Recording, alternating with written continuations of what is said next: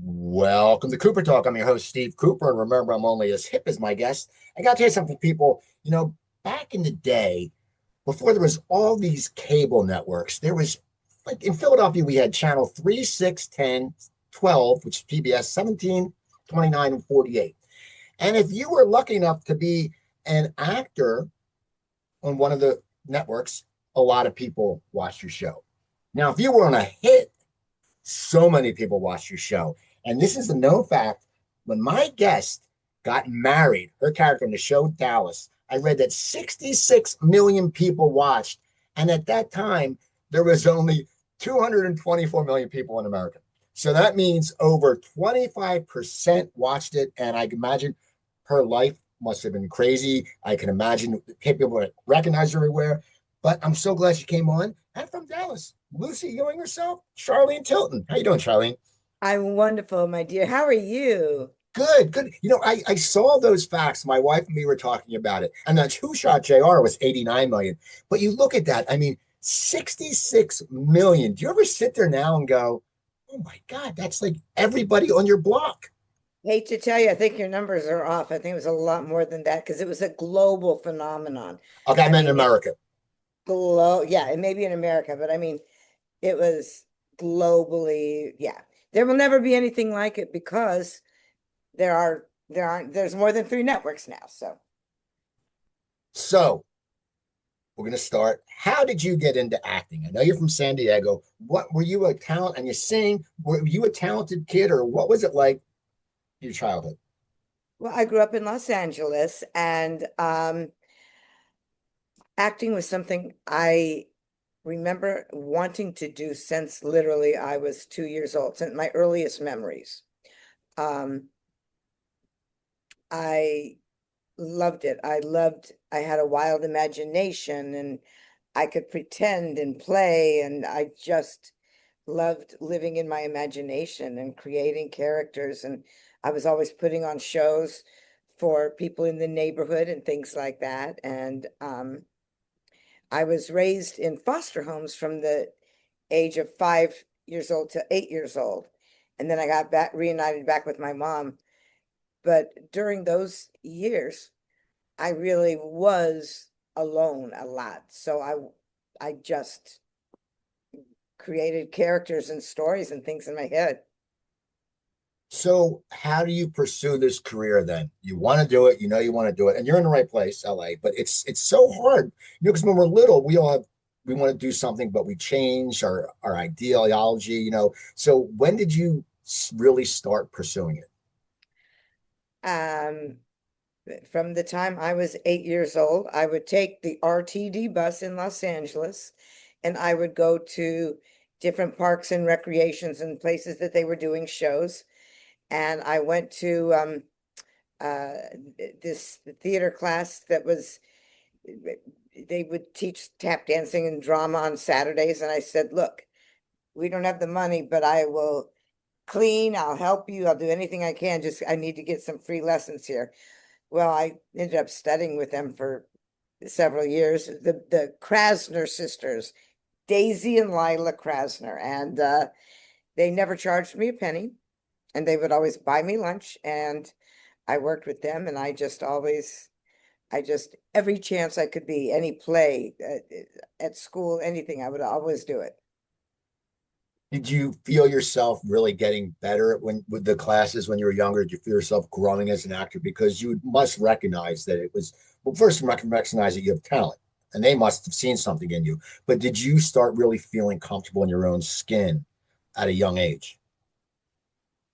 No, I think that's why I became an actor because I didn't feel comfortable in my own skin. I think that I was just wanting to escape my world. My mother was very severely mentally ill, like I said, in and out of foster homes, and um, I- getting to and reading. I read so, and I still to this day read like 3 books a week minimum. I read a lot. I love to go to the theater. I just love it. So yeah, it was my savior actually. And See, that's good. yeah, It's good, and it's so important. I think a lot of schools decide to cut the arts, and I think it's such a bad thing because, my brother and sister played instruments. I could not play an instrument, but I ended up getting into comedy. And and a teacher had recognized that I could write funny. And he said, you could do this eventually. But I think the arts are so important. And it seems like for you, I mean, are you really involved with the arts still?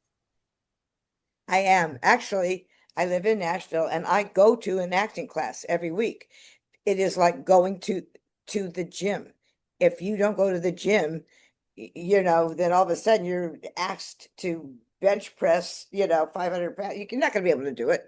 So it's like I go, I'm inspired by the other actors in the class, most of which are younger than I am, and they're talented. And you just get up every week and you're doing it and trying new scenes and working things out, and it's important. So yeah. So you're in LA. When did you get your first break on TV? Um, well, I was at Hollywood High School and I did a play, and it was called Elizabeth One, and I played like 8 different characters in it. One was a mime with no lines, so it was, just little. And our drama teacher, our director, Jerry Melton, after the show was talking with somebody, and this woman was saying, "Yeah, but who is that blonde girl, the one that played that Russian Muscovite?" And I said, "That was me." And she said, "You were really good playing all those characters. Are you interested in having an agent?" And I said, "Yes." So I needed to get 8x10s. I did not have the money to get 8x10s.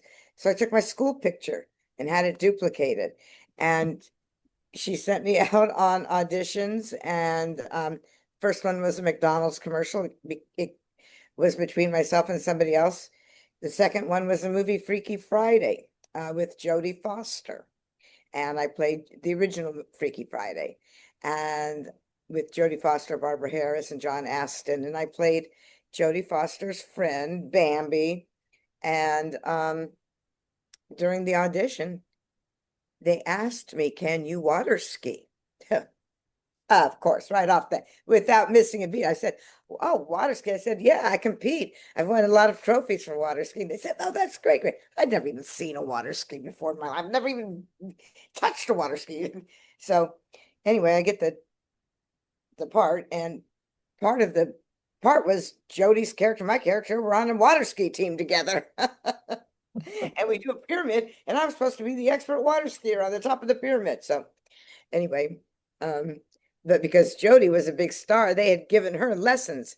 So the day we had to film that water skis, there I am in the water skis.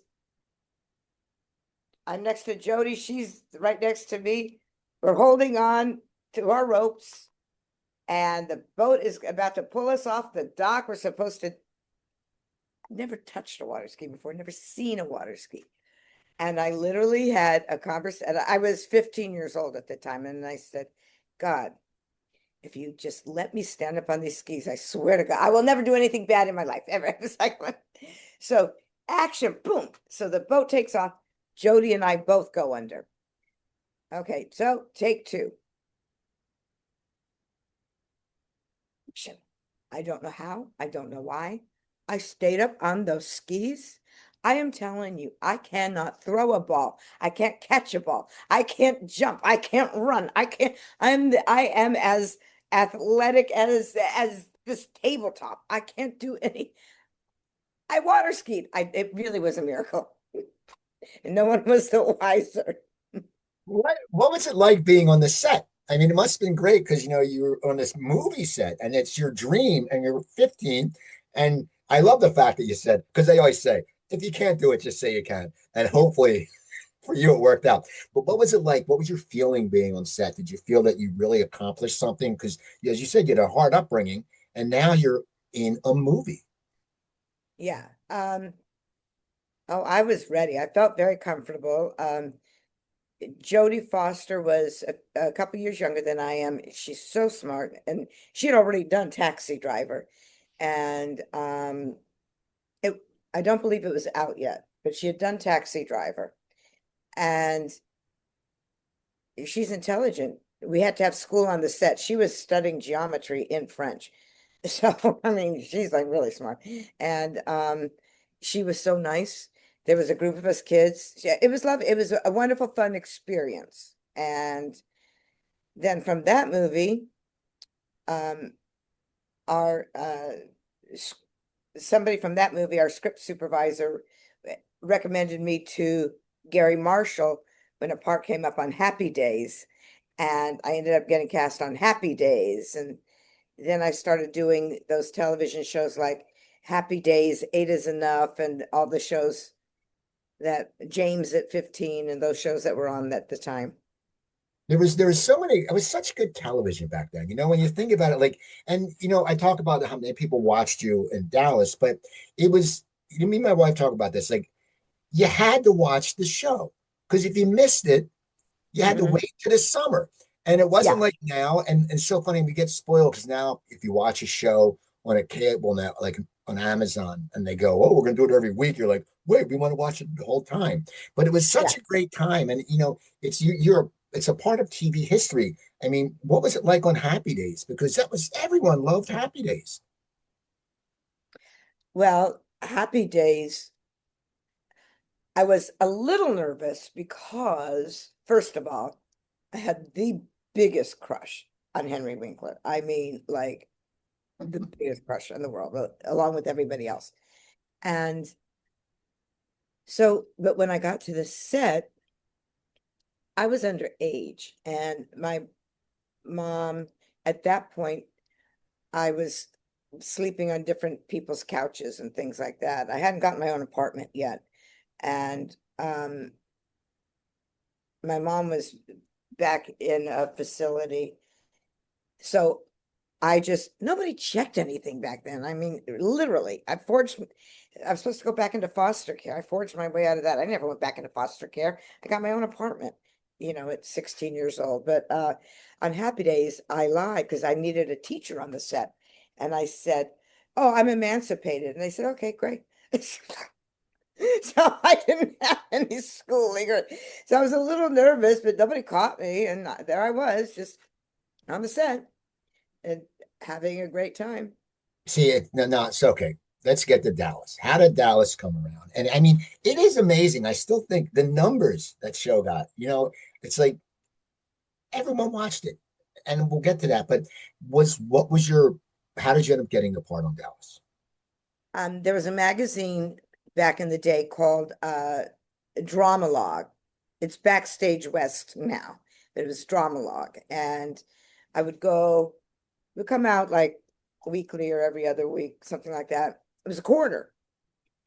If I had a quarter, I would get it. If not, I would just sit and read it at the newsstand. But they would have some casting notices. It was articles about different stars and people, but they would have a few casting notices.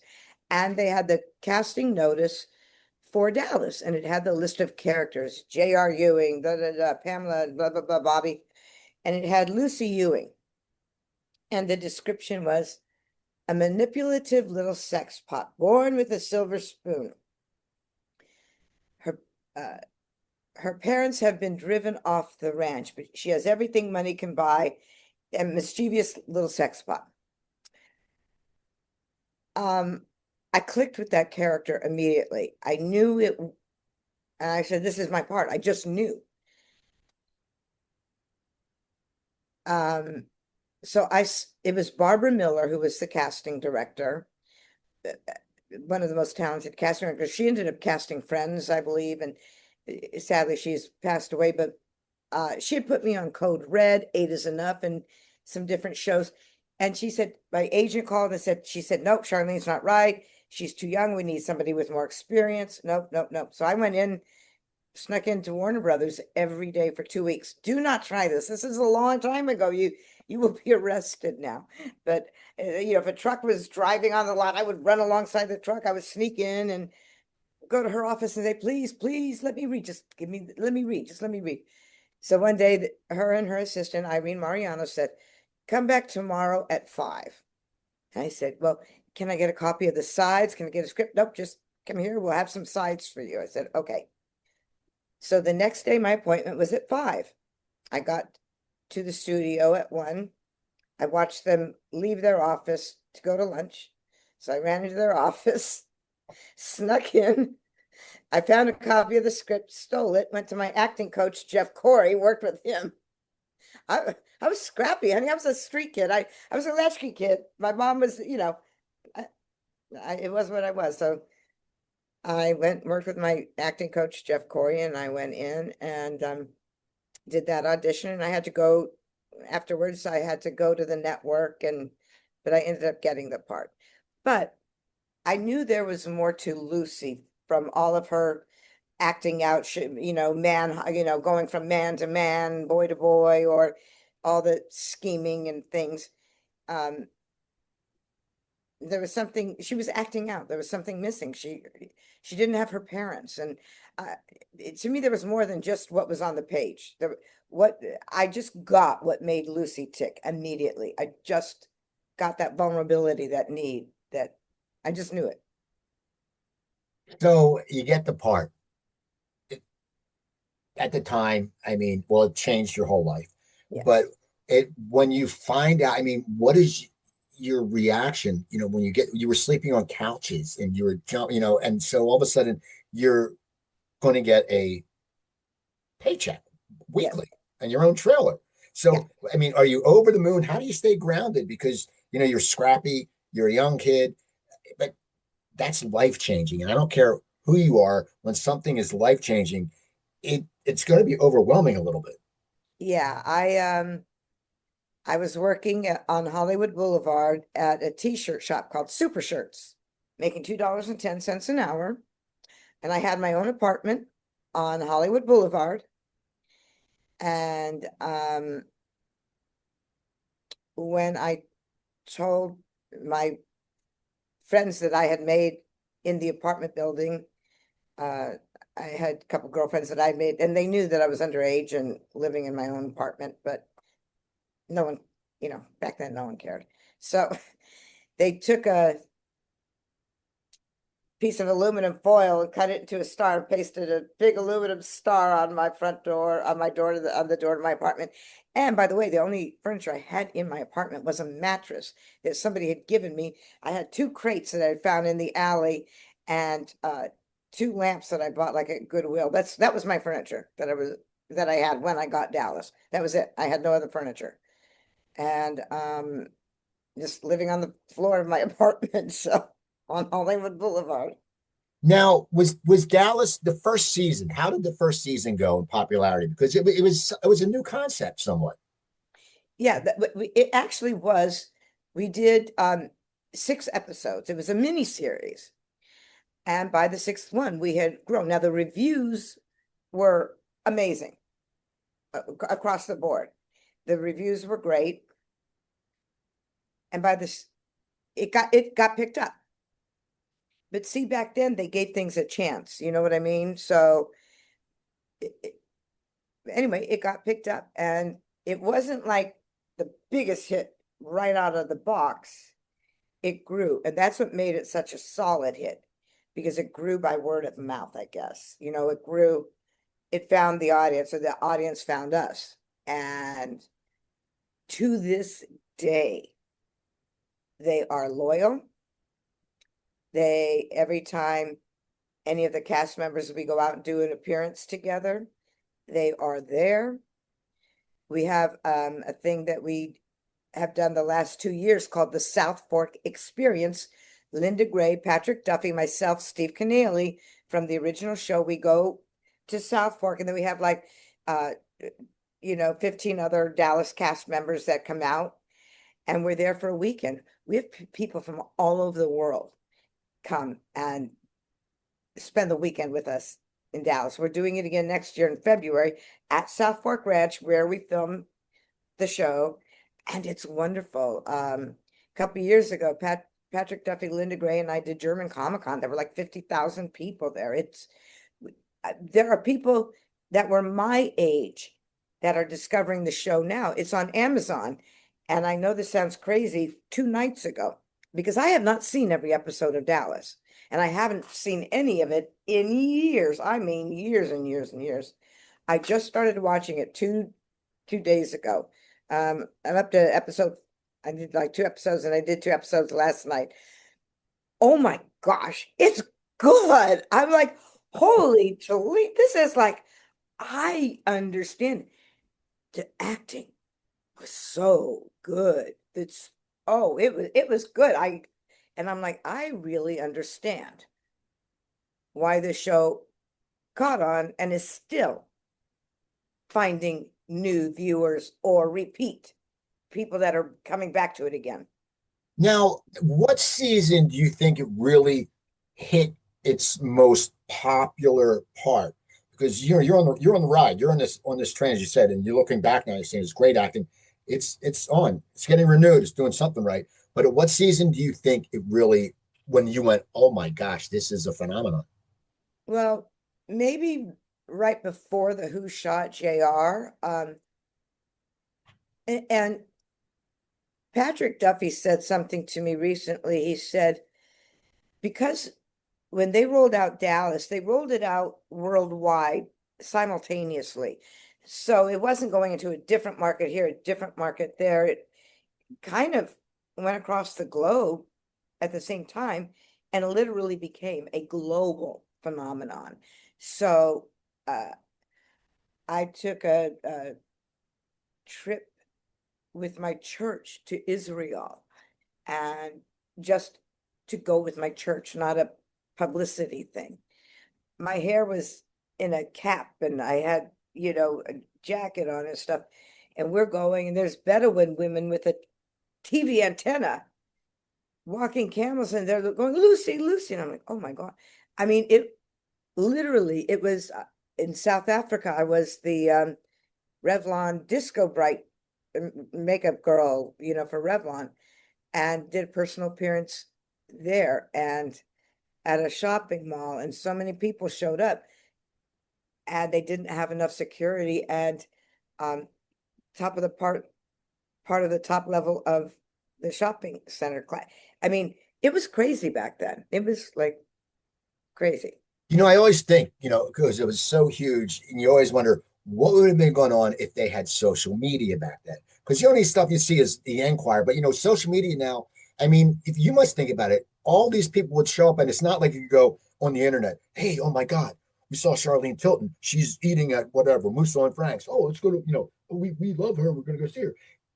Back now they can do that. But do you ever think what it would have been like if there was social media at the time? And I think that would be terrifying because you would have your popularity, which was huge, would have probably tripled at least in size. Well, back then it was paparazzi. We were just followed by paparazzi everywhere, driving, it and that was a whole different ball of wax. Like driving in the street, and it wasn't even safe, and they were climbing. I had a house with a big wall and security gates, and they were climbing in the trees, and it was different back then. Now with social media, these people are savvy. These young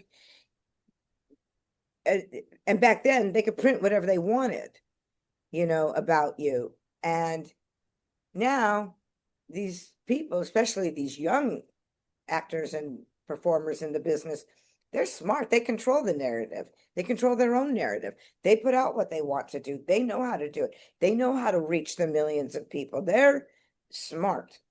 I'm not so social media savvy. I need to be, but it's different now for sure. Well, when you said, you were the paparazzi and just, going out in public, I'm sure you were Yeah. mobbed.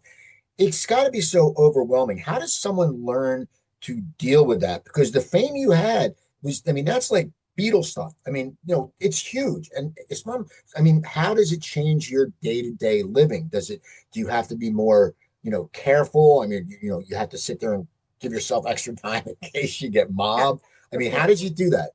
Of course. And I had to have sometimes had to have people travel with me, or things like that. And after my daughter was born, that was a whole other kettle of fish, because it, they it was overwhelming to a little girl, and to scare when she was younger. It was a little off, it's scary. So Yeah, but So, the JR, Who Shot JR episode. Why do you think everyone was so fascinated by that? I mean, what do you think that was behind it? Because it was like the cliffhanger of, everyone was like, oh my God, the who shot ultimate JR? cliffhanger ever. The ultimate So, cliffhanger ever. why do you think people became so fascinated about it? Because they were just in love with the characters, the whole story. And what do you think made it that, where it just caught fire? Because J.R. Ewing is one of the all-time great television characters of all time. And Larry Hagman is one of the greatest actors of all time. And he, there's nothing to say. He was brilliant. The character of JR was brilliant. The show, like I said, I just started watching it and I'm like, I understand. It was good. And people were invested in every character. Everyone loved JR. They loved Bobby, the brother, who was Mr. Do Right, and then and the wives, Pam and Sue Ellen, and me, the saucy niece, who was always getting into trouble, and the ranch foreman, Ray Krebs, and that, and Cliff Barnes, the business nemesis, and of course Jim Davis, who played Jock Ewing, the granddaddy, and Barbara Bel Geddes, the matriarch. Those characters were were amazing. And that cliffhanger back then. Now with social media, could you keep that a secret now? I was thinking about that earlier today. There's always someone, because you know what it is, and I really can't stand this. People just like to ruin stuff. Like when I was living No. in LA, I would sit there and if I watched, let's say, Breaking Bad or whatever show, I couldn't go on uh Facebook because my friends back east would ruin it. They go, "Hey, I can't believe he died." And some people, they get satisfaction out of that. And I think, but yeah, back then, I don't think they could do it because someone would find out. There'll be some person who sits there and goes, "Well, I got wronged on the set, so I'm going to give a little leak." I think that would happen. Yes. Well, what they did is we did shoot several versions of people shooting JR. So when our director, Irving, I had finished the scene, he said, "Hey, come here." And he said, "Here, hold this gun." And I said, "Huh?" And he said, he goes, "You're not in the next scene. Just hold this gun. Here, bring the camera over here." And I said, "What am I supposed to do?" He goes, "Just point the gun over to the side, right directly in camera and go, 'Take that, that, and that, you schmuck.'" And I said, "Well, obviously because Lucy never used the word schmuck. So I'm like, yeah, I didn't do You know, it." how many people? I'm guessing after that cliffhanger, whenever you went out, people must have come up to you and go, "Hey, who shot you?" Hey, how annoying did that get? Everyone wanted to know. And that's why uh, like 190 million people tuned in worldwide, something crazy like that, to find out. So during your time on Dallas, there was a lot back then. There was a lot of other TV shows you could do. Like, what are some of them? Didn't you do like that Battle of the Network Stars? Did you do all that stuff? Because that was. Tell me about that. Because I think Gregory Harrison told me. I think he met his wife on Battle of the Network Stars. Randy Oakes was always great. She was a wonderful athlete on there, and Gregory was as well. Yeah, yeah. And then there's all the game shows. What are some of the game shows you were doing? Um, I loved the game shows. I'm a vicious competitor. I talked Larry Hagman in the Dallas cast to do Family Feud. Oh my gosh, you should see me. Oh my gosh, it's embarrassing. I'm like, they're like, okay, I knew all the answers. Uh, and yeah, Battle of the Network Stars was great. That was always a lot of fun. And the only thing I was good at Battle of the Network Stars was the throwing the baseball and hitting the dunk tank. Like I said, because I'm not athletic. The one thing I found out I could do, oddly enough, I was great at kayaking. I guess because I'm so petite, I just folded over and just rode it. Howard Cosell says, "Oh my God, look at there goes little Charlene Tilton overtaking Heather Locklear in lane two." Now, also back then you would run on magazine covers and there was posters. So how does the post? I always wonder the poster. How does it come about? Like, does your agent call and say, "Hey, we got your poster"? Because we would go to like Spencer Gifts or whatever Yes, store, they and were you'd all go in the back, expensive. Yeah, and there had the poster, and there would be a bunch of them, and there'd yeah. be cars, and then there'd be a sports figure, then there'd be women, and then you'd go back to them. Oh, I want to get that. So tell me about how the posters came about, and did were you happy how they turned out? Well, here's the crazy thing. Nowadays, literally, the posters I had, one was it's me in a black bikini bottom with my hair just covering my breasts, my long hair. That was taken right outside my front door. Just no makeup, no nothing, just there, and no great lighting or anything put into it. And another one was at the beach. Again, somebody just snapping a picture. Nowadays, oh, they would have a makeup artist and things like that. So I'm like, and I never saw a penny. I never saw a penny of them. I don't know how my manager did that. Um, he we found out later he was a bit of a scoundrel, and but I never saw a penny from those posters. But they were, I had two or three number one selling posters, but they were just taken quickly, and I didn't know what I was getting into with it. I Yeah, never.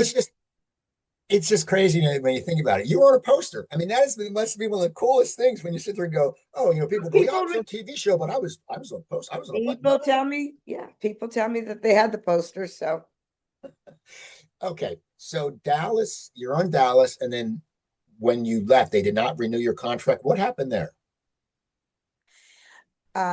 yeah, after our contracts were up year seven, and they did not renew my contract, and they said, look, just uh publicize that you wanted to leave because you wanted to pursue a film career and this and that, and just say that it was your choice to leave. And I said, nope. I said, I'm fine with the truth. I mean, I'm not getting fired because I was a professional, was getting, more fan mail than on the show. And I said, no.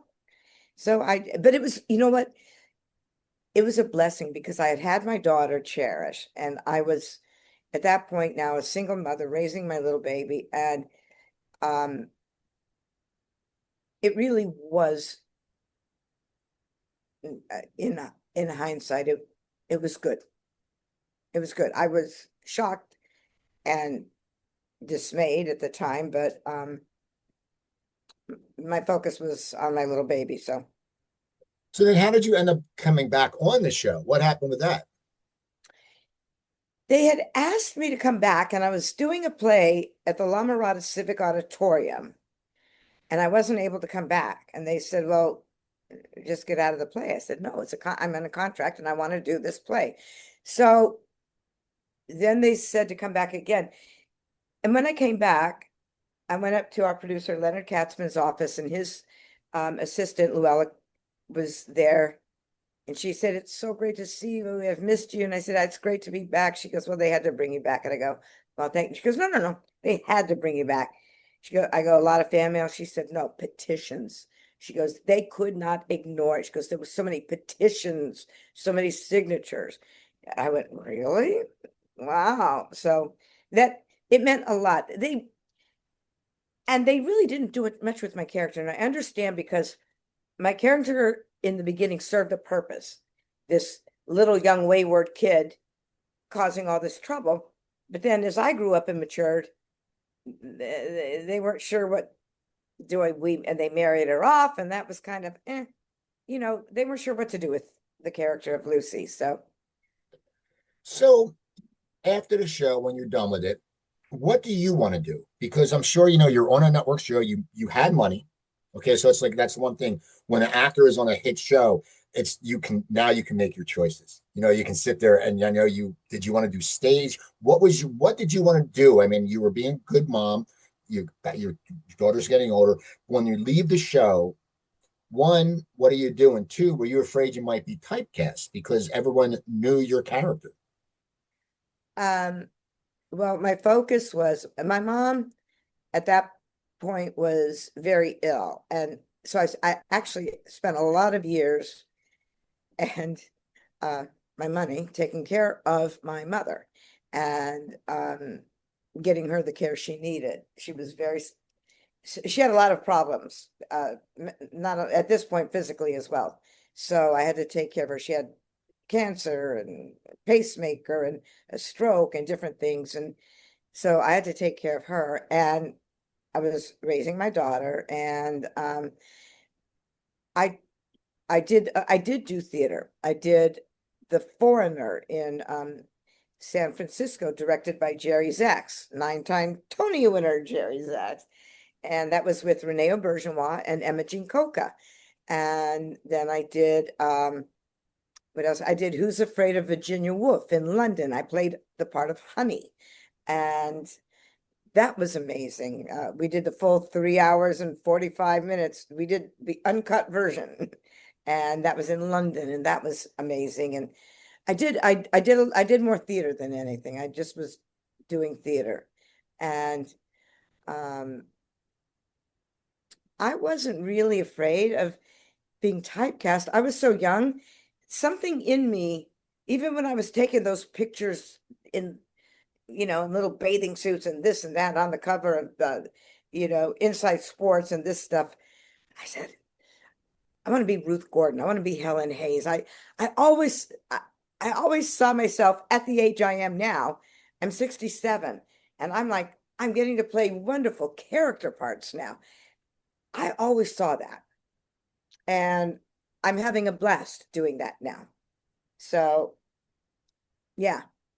So how do you think the industry's changed? I know and people say the industry's changed a lot. Some people say we got to do a taped audition because it seems like they make almost everybody audition these days. Actors I talk to, Oh even yeah, yeah, they've yeah. been on a TV show Yeah, forever, and they used to just yeah. get the role. They give you a part. What is it? What is it like for you? Are you a fan of auditioning were you a fan of auditioning in person or the self tape, or you don't really care? Because I know a lot of people who have been around, they were so used to making that connection in the room and maybe switching up now, but now it's like, okay, tape it and send it in. What is your view on that? What's going on with that? With the tape, you probably have 5 seconds to make them stop in their tracks because they've got so many submissions. They literally cannot watch all the tapes. So I don't know if it's like on a dating site, you swipe right or left or whatever you do on a dating site, but you know, you go boom, and then you've got 3 seconds to, I think, catch them, or else they're on to the next. I You'd have to talk to a casting person more on that. I'm fortunate. The work I've done, a lot of it has been offered, or I've been working with people to create it. I audition a lot, and I got to tell you, those come very few and far between. So, um, I do not know the trick to self-tape auditioning. I got to tell you. It must be hard. I mean, it's something that I don't know. It seems like it's extra work. Like before, when you were in LA, you have to deal with the traffic, get out your Thomas guy, drive to an Yeah, audition. the Thomas guy. And then that was it. But now it's like, you hear these people like, well, I have to set this up. I got to get the right lighting. And you hear it. And it's like, you guys, you're actors. You shouldn't have to deal with that. You should just be able to sit there, walk into a room if you have to an audition and say, here's what I got. Like how you said, when you found out about, you did the work when you got the role as Lucy because you took the script, you went with your acting teacher. That should be enough. You shouldn't have had to sit. If that happened now, you'd have to sit there and do all that. Then you'd have to go into a room and tape yourself. And it's just, it's No, I crazy. mean most people, it's not you sit up to your little lights or whatever, and you do it. You get someone to read with you. It's not that big a deal. What I have problem with is then you got to download it to retransfer, and that's the stuff I don't know how to do. But you can always I go to somebody that'll tape the audition or whatever. But um, I don't have a problem with auditioning. I think that uh, it, uh, if they're buying the goods, they better see what they're getting. You know what I mean? I don't have a problem with auditioning at all. Uh, it- um, and there's no use complaining about it because that's it. Um, I just, I just want to know from casting people, like, I did a movie with Nicolas Cage called Vengeance a couple years ago, and it was a self-tape. And I asked the director, I said, um, "Oh, why did you cast me in it?" He goes, because you're good. And I go, no, but I mean, how? So you watched the tape? He goes, yeah. And I played the mother of a meth addict, and the part was crazy. I was an ex-meth addict, and my sons were meth addicts, and I had a Nazi flag flying over my porch. It was a crazy story, a crazy character. So the director said, yeah, I'm watching your tape. And he said, it was really good. He said, Nick, come here, watch this tape. And Nick says, she's really good. He says, Nick, do you know who that is? He said, she's really familiar, but no, he goes, that's Charlene Tilton. He goes, no way. Anyway, I ended up getting the part. But again, I had to say, I said, so you watched it? He said, yeah. I said, because it was like 3 or 4 scenes that I had to do. I said, you watched it all? He said, yeah. So I don't know how much they watched the auditions, you know? I don't, they don't have time to watch them all. I'm sure they don't. You know, you've been in the business. How do you think it's changed for women? Everything, it used to be hard for female roles, and it was harder for, an older gentleman could have tons of roles, and hey, we'll just put you with a younger wife, and it all works that way. But how do you think it is, as you, someone who's been working most of her life, do you think it's harder for women now, or is it easier? And are you excited about some of the roles that you can get? Um, I love the roles I've been getting there. Like in a Lifetime movie, it was a really fun, really sweet movie. I got to play the crazy aunt making moonshine in the bathtub, as watching her niece get married, find the love of her life and get married. And then uh, I just did this one that's on Amazon, Final Recovery. Now that was a very different character. It's a thriller, a horror thriller, which I've never done. And I play a very sweet grandmotherly type that runs a drug rehabilitation center. And I'm trying to help all the patients. And then little one by one, you see the patients start disappearing. And what's happening to the patients is they start leaving the center that I'm providing. Well, turns out I'm not so sweet and grandmotherly as you may think. Um, I may or may not be a serial killer, but so again, that's like a wonderful, and the reviews on that were amazing. It's on Amazon. Um, it was just a low budget, fun thing to do, but it was great. Uh, I don't know, I've gotten to do, um, I'm, I've got a couple of really fun things coming up. So yeah, the parts are good. Well, I saw the review you posted on Facebook. They had some really good words for you. I mean, it was like they were comparing you to these legendary characters. I mean, how does it still feel great to get a review? I mean, you've gotten so many reviews in your life, and I'm sure the bad ones always sting the most. But is it still feel great when you look at it and you're like, I still got it, man. This is awesome. Maybe it must put you over the moon. Well, it does, especially all the wonderful reviews for Final Recovery, because, like I said, it was a low budget movie. And again,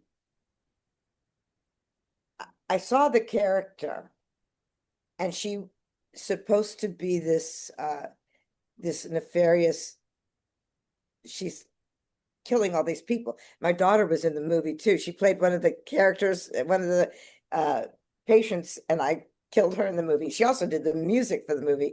But anyway, um, so I wanted to make my character Nanny Lou as sweet and lovable. So I bought like little little girl barrettes to wear in my hair, because there's something that that happened when she was a traumatic experience, and she was stuck there somewhere. And it wasn't a Christmas movie, but it took place at Christmas. So I got all these sweet little Christmas sweaters, and I had my little Christmas cup that said joy. And I was supposed to be crocheting, so I was crocheting a Christmas tree and a Santa Claus. I brought all my own props. I brought all my own wardrobe. I brought everything to the set. So all that to say, when I get a good review, I'm like, thank you, because I put a lot of thought and work into that character to make it, yeah, to make her,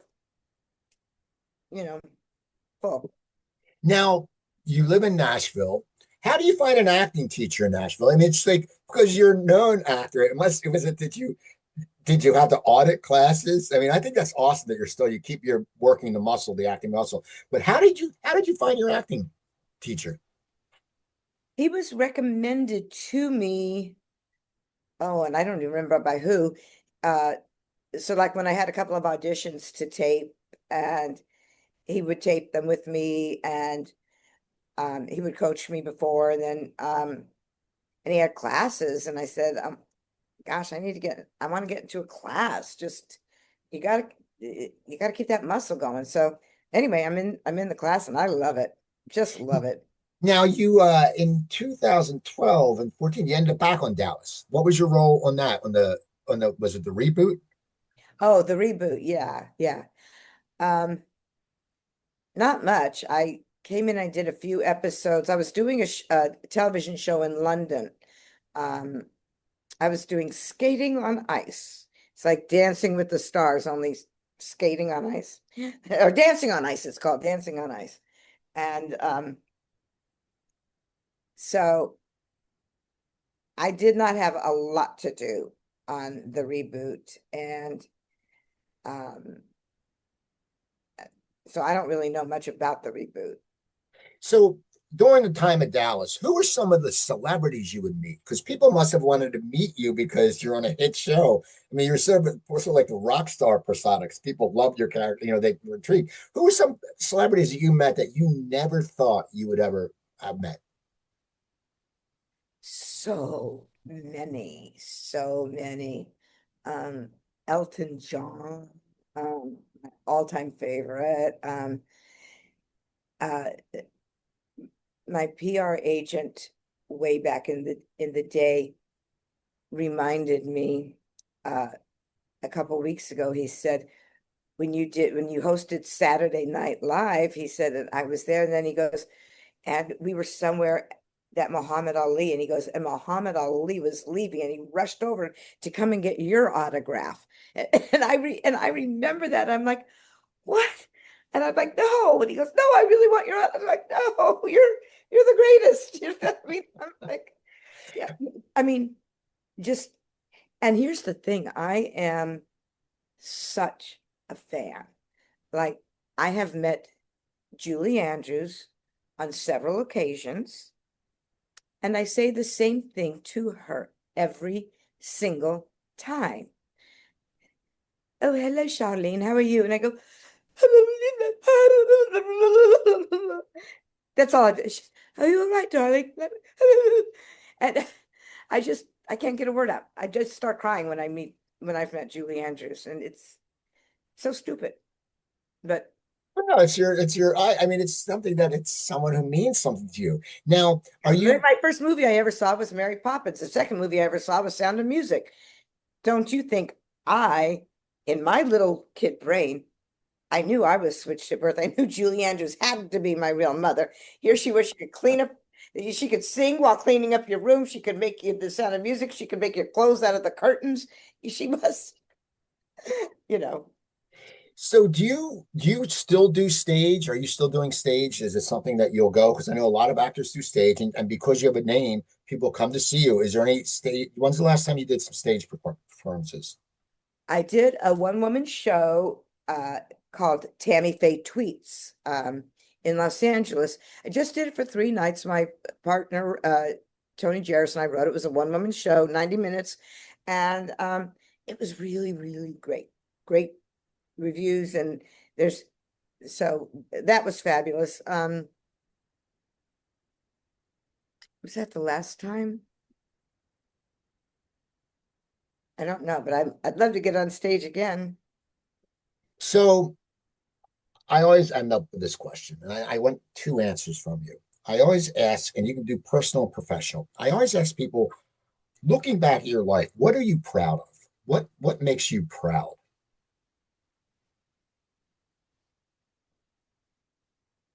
I guess taking care of my mom and my daughter and being with my grandkids.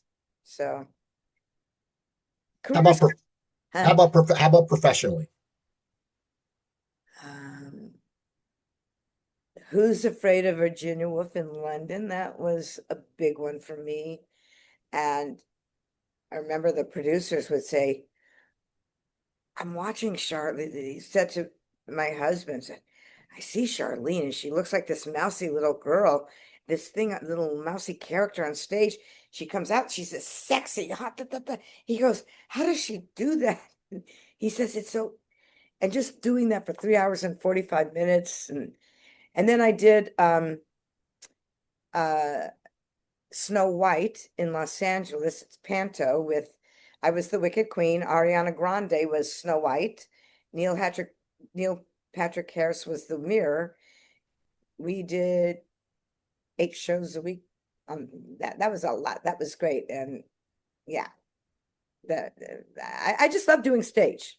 See, that's good, and it's but so funny because you didn't mention Dallas when I said what you're proud of. So I mean, you love Dallas, but it shows that you do love the stage, and it's just so funny because a lot of people would say, "Well, I was on a hit show for all these years," but it's just great that you have that. You can tell you love the craft and you still love it, and that's so important because sometimes people get burnt out, and you seem like I mean, I think your career, you're more happy. I think more happier now doing what you do than when you were in Dallas. Is that true? Yes, I was so young and it was so busy because when we weren't filming, because it was worldwide, there was something 24/7. There were shows all over the world that wanted you. There was newspapers and magazines that wanted you all. It was such a busy time that I didn't know which end was up. And um, I can look back now and go, wow, it was too much of a whirlwind. I wasn't, it was hard to be real present at that time. So yeah, I'm much Well, more settled now for sure. well, that's awesome. And you seem very happy and you have a good energy to you. And I appreciate that. And the people you act with must appreciate that. So you have Final Recoveries on Amazon right now. Yes. And then you had Heartlands was the movie that was on Yes, it's on like Lifetime. It's yeah, it's called Where the Heart Lands. It's on Lifetime. Oh, that's a wonderful, wonderful movie. And I play the that was fun to film because we filmed it during the Kentucky Derby, not this year, but the last year.